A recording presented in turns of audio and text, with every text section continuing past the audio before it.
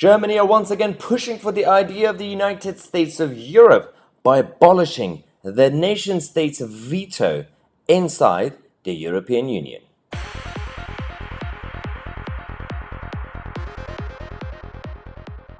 Yes, another day and another centralization idea. This time it's not coming from the French. This time it's coming from the Germans. Yes, the new Chancellor Scholz has come out to say that, well, we have to propose to end the EU vetoes, starting in the areas of foreign policy and taxation. Ironically, these two areas are the most important areas, but he says starting with taxation and foreign policies. So he doesn't just say just those areas. He says we're going to start with those two, which are the most important ones. And then going forward, we're going to basically do that with majority voting with every decision making. Now, this matters because as the European Union gets closer to a bit of a collapsy situation, Eurozone is not doing too well, and there's no leadership as the UK left. And the Germans want to be the puppet masters. In the past, they were just the disruptors because they used us as scapegoats because we were the troublemakers in the EU, and the French just wanted to be protectionists. The Germans wanted to control for the sake of having the finances and having the shame of their own national identity. Now, this is going too far because the Germans have come out to actually say we need to turn the EU into sovereign EU.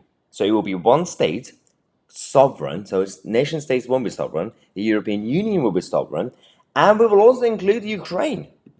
So I understand that Zelensky right now is desperate to join the European Union, but if he thinks he can manage to sell the idea of an independent Ukraine from Russia, and then say, oh yeah, so we're going to join the EU.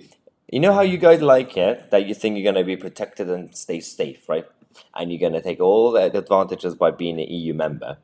By the way, I forgot to tell you, you're going to have to use your flag and your sovereignty and the pseudo-democracy that you have in Ukraine.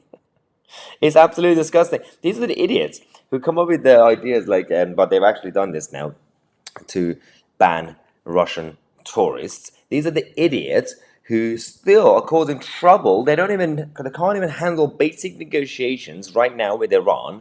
The new Iran deal 2.0 is coming up, and it's a very, very dangerous situation that we have now. Well, the world is depending on the EU to carry out these negotiations, and then they're also dependent on Joe Biden in America to pull the trigger. This deal needs to be scrapped as soon as possible. Now, the moment the Republicans take over the establishment this winter, and in 2024, when hopefully the Republicans come back into the White House, then they should immediately cancel this second version of Iran deal because it's not really going to help anybody, including ordinary people in Iran. You're just going to completely give all the money to the sponsors of the absolute trauma that they've caused the world, and this is going to continue. If you're going to do something about the safety and peace, world peace that you guys keep talking about, you have to do something. Otherwise, the establishment, they're all complicit.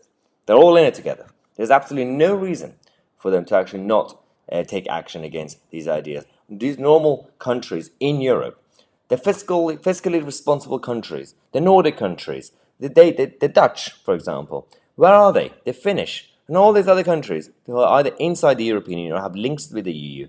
Why are you not standing up against Germany and the superpower and the complex that they have, the God complex that Scholz is currently suffering from? Now, we're going to come back in half an hour. We're going to tell you about Emily Maitlis. I know, it's going to be fun. Let's subscribe to the channel. I'm Tousi, and we are the media.